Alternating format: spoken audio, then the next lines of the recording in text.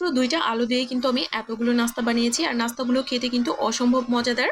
প্রথমে একটা সিদ্ধ করা আলুকে আমি খুব ভালোভাবে গ্রেট করে নিয়েছি, তার মধ্যে দিয়ে দিলাম লবণ, সামান্য দিয়ে দিলাম বিট লবণ, আর তারপর দিয়ে দিলাম কাঁচা লঙ্কা কুচি, গোলমরিচ গুঁড়ো, গোটা জিরে, আর দিয়ে দিলাম 5 টেবিল চামচের মতো কর্নফ্লাওয়ার। আর তারপর আমি এখানে দিয়ে দিব ব্রেড ক্রামস। তোমাদের কাছে যদি ব্রেড ক্রামসটা না থাকে সেক্ষেত্রে কিন্তু তোমরা এখানে ময়দাটাও দিতে পারো, আর সাথে একটু তেলও দিয়ে দিবে।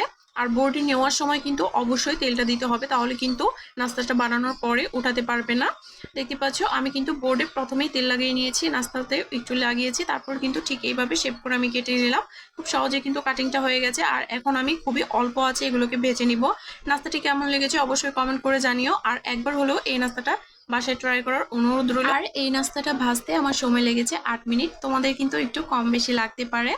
তোমরা কিন্তু এই নাস্তাটা অন্য কোনো শেপেও বানিয়ে নিতে পারো, সেক্ষেত্রেও কিন্তু অনেক বেশি ভালো হবে। চাইলে গোল শেপেও কিন্তু বানিয়ে নিতে পারো। সবাই ভালো থেকো।